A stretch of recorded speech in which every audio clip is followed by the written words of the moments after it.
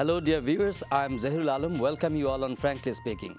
Our today's guest is Renata Dessalien, the UN Resident Coordinator and Resident Representative of United Nations Development Programme UNDP in Bangladesh. Renata Dessalien is a French and Canadian national. She is Masters of Arts and Masters of Public Administration from Columbia and Harvard University respectively. She has joined this position in December 2005, and this is her first TV appearance in an exclusive interview with NTV, and we have invited her on Frankly Speaking. Welcome, Dessalien. Thank you for inviting me. Well, Renata Dessalien, before coming to Bangladesh, you worked in Bhutan at UN Resident Coordinator, and you were working in different countries in many capacities. So after arrival in Bangladesh, you met many people already and listened to them. So what's your experience so far in Bangladesh? Thank you very much. It's still a new experience for me. I've only been here about 6 months now, and so every day is a learning experience. I've had the good fortune to serve in a number of fascinating countries up until now, and Bangladesh is now top on my list of fascinating countries. It's one with a long history, and I must say from the outset that I have a soft spot in my heart for countries that have a long tradition of their own culture, their own art, their own music, their own literature, and this will be a fascinating experience for me. But of course I'm here in my capacity as coordinator of the UN system of development agencies, and so my prime focus is on the development of Bangladesh. And here we have some fantastic progress that has been made, but we also have some fantastic challenges that the country must face. There are huge opportunities for Bangladesh. Its geographic location puts it at the heart between SAARC and the ASEAN region in terms of international trade, huge opportunities. A population that has had good success in terms of its education, and yet one of the most densely populated countries in the world, and one of the countries perhaps most harshly hit by natural disasters and environmental challenges. So one with huge opportunities and huge challenges as well. In quest of strong relations between the United Nations and Bangladesh, so how do you look at the practical situations in this context? Bangladesh joined as a member state of the United Nations in 1974, and since then has played a very important role, I feel, in a number of different UN forums. You know perhaps that Bangladesh is the single largest contributing nation to UN peacekeeping forces around the world. If I understand correctly, it's more than 10,000 UN peacekeepers are now Bangladeshi, and we're extremely grateful to Bangladesh for that. They're playing a vital role around the world in very far-flung places under very difficult circumstances. Bangladesh has also played a very important role in various councils. You may have heard also that recently Bangladesh was elected to the new Human Rights Council and to the Peace Building Commission. So we're very proud of Bangladesh. You know that the reform of the United Nations is a much and widely talked about issue at this moment. So how the United Nations would deal with this matter? The United Nations is a very misunderstood organization, if you allow me to just give a little bit of context to the answer to that question. The UN is both ahead of its time and also behind its times. It's ahead of its time because it's dealing with issues that go beyond the current logic that operates in the world today, which is the logic of the nation state. It deals with issues that go beyond national boundaries. And so in a way, it holds up a set of principles and ideals and values for cooperation and action between states, which sometimes rubs nation states the wrong way. In that sense, some of the difficulties surrounding the UN's work has to do with being ahead of its time. On the other hand, it's also behind its time in many respects because it was designed after the Second World War. It came into existence in 1945, and many of the structures and systems within the UN itself were not allowed to evolve because there was a desire by the nation states, who basically mandate what the UN can and cannot do, to remain the way it was. There have been various attempts to reform the UN system over the years, but as you can imagine, with 191 nation states, it's not always easy to reach an agreement. So various reform efforts in the past have been able to move forward to some extent, but perhaps some of the major reforms that many of us would like to see have not been possible. Last year, the Secretary General, Kofi Annan, he launched a set of far-reaching proposals, which he hoped that the General Assembly would pick up and take forward and allow greater and deeper reform. And those were at three levels. One level was the Security Council membership. And here there's a dire need for fresh thinking. The power structure reflected in the Security Council. So what is going to happen in terms of expansion of Security Council? Well, it's interesting to note that the General Assembly did not approve the Secretary General's reform package with respect to the Security Council. There was a tacit agreement at the end not to address it. My own feeling is that we will have to keep pushing that it be reviewed, because in a world that operates today is very different from the post-World War power structure, and therefore we must evolve. We must evolve with the times, and it has to be more equitable. But the time was not right last year, and we will have to just keep our eyes on the ball, so to speak. The second area of reform had to do with the Secretariat itself, which backstops the General Assembly, the Security Council, and many other important bodies of the UN. And here it's been plagued by a form of micromanagement by the member states. Many people think, well, why can't Kofi Annan just whip it into shape? But the actual fact is that he's not a chief executive officer in the sense that you and I might think of a chief executive officer. His powers are very much curtailed. And so he's embarked on a kind of negotiation to try to make it easier to manage and make it easier to apply modern management techniques and methods to the UN itself, which really do need it. So do you consider that the UN is being failed to perform its duty in some world matters? We've become very adept at doing things with very little resources, and also flying with one hand tied, put it that way. The UN has been asked to fly like a bird, and yet it hasn't been given wings. No wings. So we do our very, very best. We run very fast. Sometimes we jump and try to fly. Sometimes we make it, sometimes we don't. But there's a dire need for a reform of the administration of the UN. You know that the challenge of a developing country like Bangladesh is in many areas, like food, water, power, education for the children, and law and order, governance, many challenges before this nation. And which place Bangladesh stands in terms of achieving its development goals? We feel that Bangladesh has made enormous progress in certain areas. We're very proud of Bangladesh for the strides it has taken in education, for example. We feel that in many respects it's an example to other countries. It's invested a lot in education, expansion of education. Perhaps so much that now the quality of education is the issue of the day, not so much the access to education.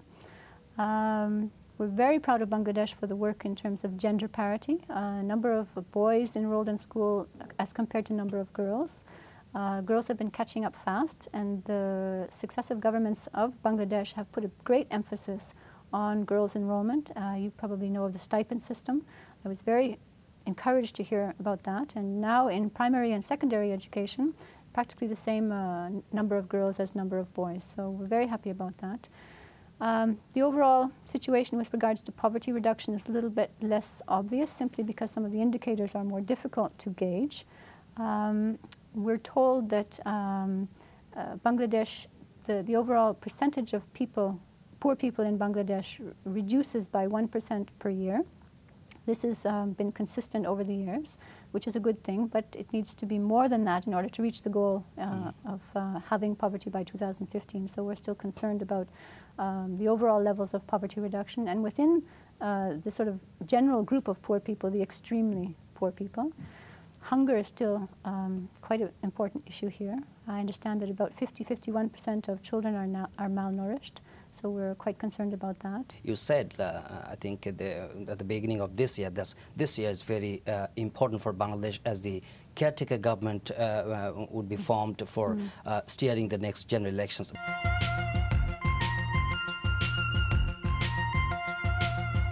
Our guest is Renata Dessalien, UN Resident Coordinator in Bangladesh. Well, Renata Dessalien, you said and you hoped that the next general election, which is due to held in 2007, will be peaceful. And so what's the basis of your of this comment? We had recently a mission from the United Nations headquarters, the Electoral Assistance Division, and the thing that struck them the most in terms of concerns was the level of political violence.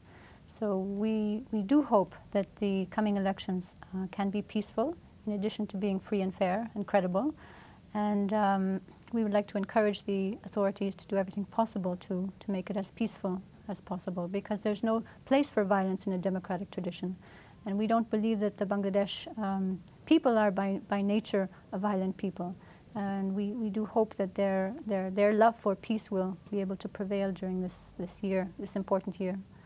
So what were the recommendations they did make for a peaceful elections? Perhaps I can explain the purpose of the mission, which will help the viewers understand it. The mission is a standard mission. Any country in the world where the United Nations provides any sort of assistance toward a national election, we are required to have a pre-election assessment done. So the mission came to look at the pre-election situation, to assess it, and to make recommendations to the UN as to what it Does it happen in all countries? It happens in all countries where there's been requests made to the UN system to provide. Did Bangladesh make any request in this regard? But Bangladesh has made requests in this regard, but they are not requests, for example, for UN observers during the election. Not yet. There's a misunderstanding there. So no request for UN observers as yet? No request for UN observers, but request for UN assistance in terms of coordinating observation and in terms of specific assistance. Is it for Election Commission or somewhere else? Yes, some assistance to the Election Commission has been requested as well. So we do not have the report of the mission yet, but we can say that they raised some concerns. They also were very happy to see that Bangladesh has a long tradition of democratic elections that have seen a passage of power from, to different parties that were largely considered reasonably free and fair. And therefore, they feel with confidence that they can state that Bangladesh certainly has the capacity and the capability to have free and fair and peaceful elections in 2007. Technically, they think that the competency is there. They're concerned about the public's general sense of confidence and also the potential violence. We found some press reports that they recommended that a strong election commission, accurate voter list, lessen political violence, the dialogue is essential. So what do you plan to do? Do you place this recommend to this government or election commission? First of all, we've had extensive debriefings with all our interlocutors, both with the government and the Election Commission. As I mentioned, the primary concern was that there be public confidence in the process.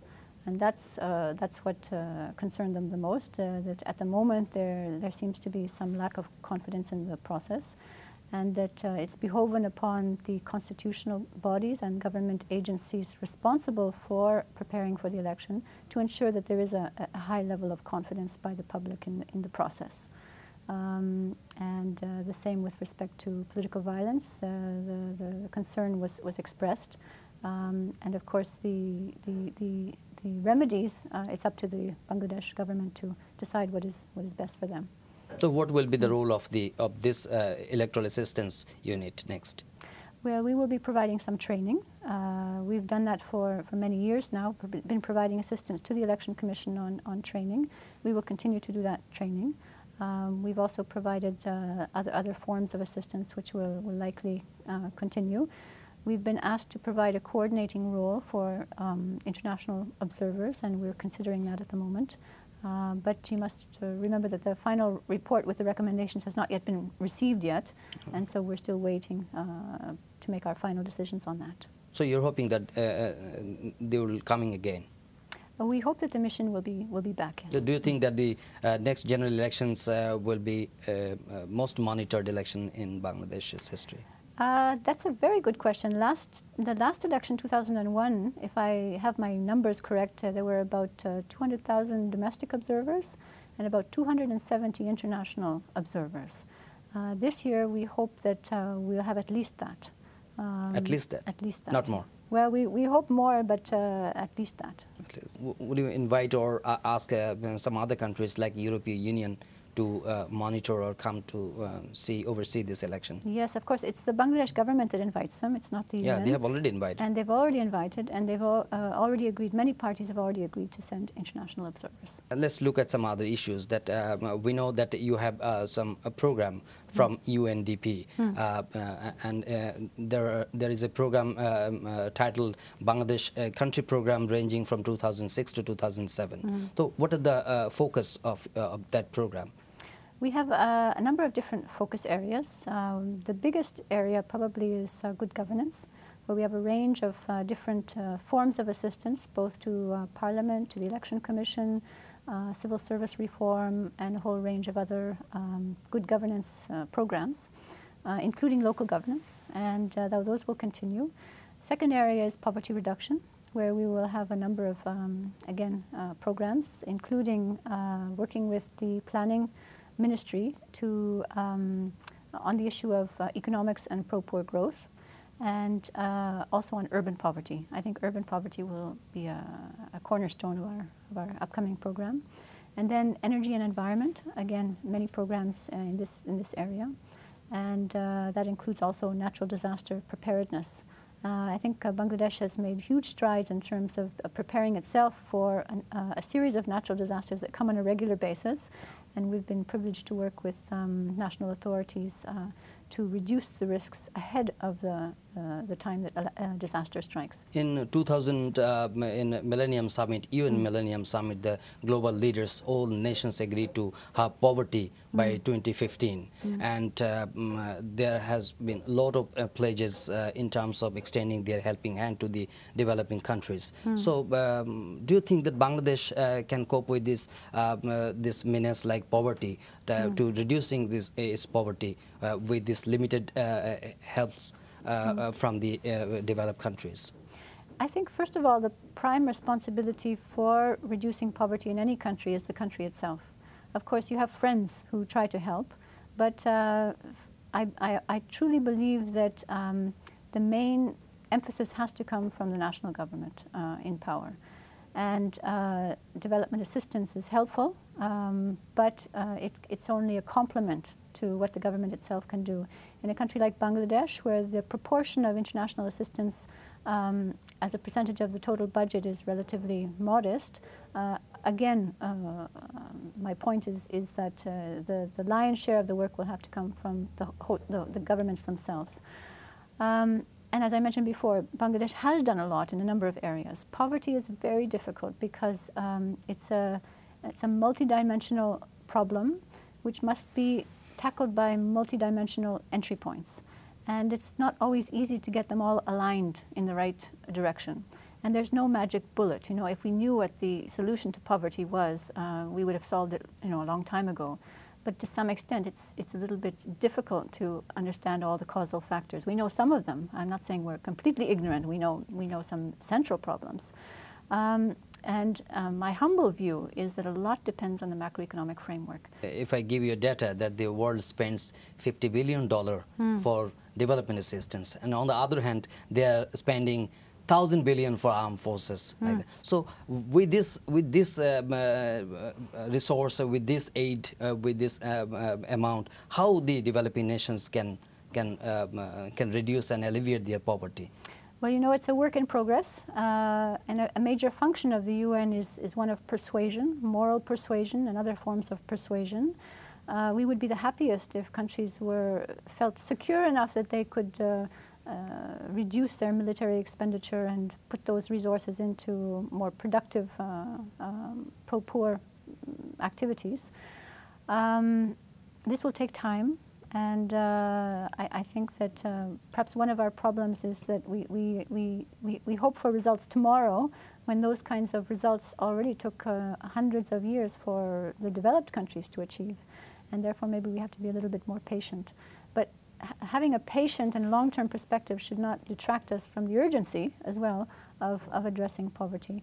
And here again, it's up to each country to look at its conscience and make the right decision in terms of how should I say, national defenses and poverty reduction. So in my last question, I would like to have your comment on that it is saying that diplomats, foreign agency representative in Bangladesh are interfering much in our internal domestic political matters. So what's your comment on that? I've had many discussions with a whole range of partners to Bangladesh, bilateral partners to Bangladesh, and I feel that they all care deeply about Bangladesh. They all want to see Bangladesh flourish. They're truly friends of Bangladesh. They want to see the best happen to this country. And they have different ways of manifesting that concern. So I think that each partner in each country must know its place. But I think that the spirit is right, and the spirit is that Bangladesh flourish and become the country that all Bangladeshis aspire toward. Dear viewers, Renata Dessalien says the United Nations ready to continue to provide targeted assistance in support of Bangladesh's democratic traditions and to contribute to an election process that is peaceful, credible and accepted by the people of Bangladesh. She observed that the UN have always been appreciating to Bangladesh for its great contributions and active participations to the United Nations in many areas, including peacekeeping operations around the world. Thank you very much, Renata Dessalien, for joining us on Frankly Speaking. Thank you for having me. Dear viewers, before signing off, we thank you indeed and welcome you to join us again on Frankly Speaking. Till then, bye-bye.